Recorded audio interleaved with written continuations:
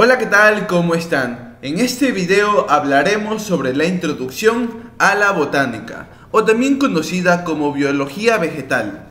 Partamos de la definición de botánica. La botánica es la rama de la biología que estudia los vegetales y las plantas a todos los niveles. Su etimología procede del griego botane, que significa planta o hierba. La botánica puede ser botánica pura, que se encarga del estudio de los vegetales, como una ciencia básica, o botánica aplicada, que es el estudio de los vegetales para su explotación comercial, ya sea forestal, farmacéutica, alimentaria, etc. Los niveles de estudio de la botánica son morfología, anatomía, descripción, reproducción, clasificación, distribución, funcionamiento, etc. La botánica abarca un amplio espectro de ramas que la dividen en citología, que trata del estudio de las células como unidades estructurales de las plantas. Histología trata del estudio de la formación de los tejidos vegetales por acción de varias células. Morfología estudia los tejidos similares que estructuran los órganos vegetativos. Anatomía se encarga del análisis de las partes estructurales internas de los órganos vegetales. Fisiología trata de la funcionalidad vegetal que le permite a la planta una adecuada vitalidad. Ecología estudia la relación y adaptación de las plantas con su entorno natural. Genética estudia las dotaciones cromosómicas comunes entre las plantas. Biología celular se encarga del estudio de las células vegetales. Fitografía provee los métodos y procedimientos para estudiar las plantas y su morfología celular. Paleobotánica se refiere a la clasificación de plantas que existieron en épocas pasadas y de las cuales se encuentran restos o impresiones fósiles. También se estudia la fitoquímica, que se encarga del estudio de los compuestos químicos sintetizados por los vegetales. La botánica es la rama de la biología que se encarga de estudiar las plantas. Esto incluye su clasificación en distintos grupos, el estudio de su morfología y reproducción, su distribución geográfica, el estudio de sus interacciones ecológicas y su aprovechamiento económico. Parte de su historia habla sobre el padre de la botánica, que fue Teofrasto, discípulo de Aristóteles, que en el siglo IV antes de nuestra era publicó las primeras obras centradas en el estudio de las plantas. En los siglos posteriores se llevaron a cabo pocos avances.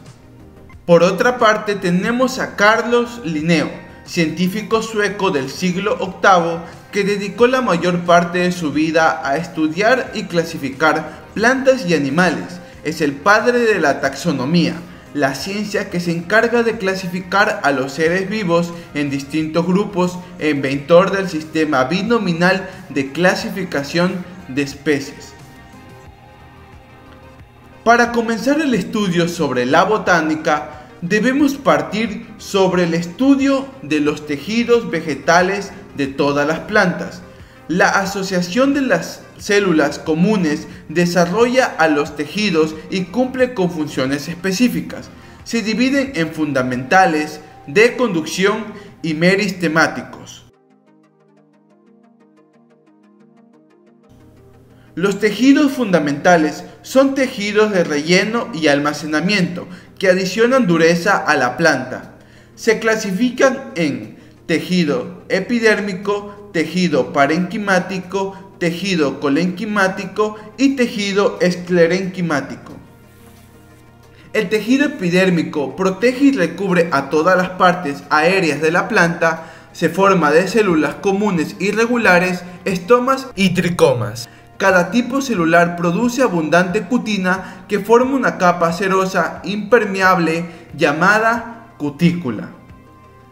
Por otra parte, el tejido parenquimático es aquel tejido de relleno y almacenamiento de sustancias orgánicas e inorgánicas.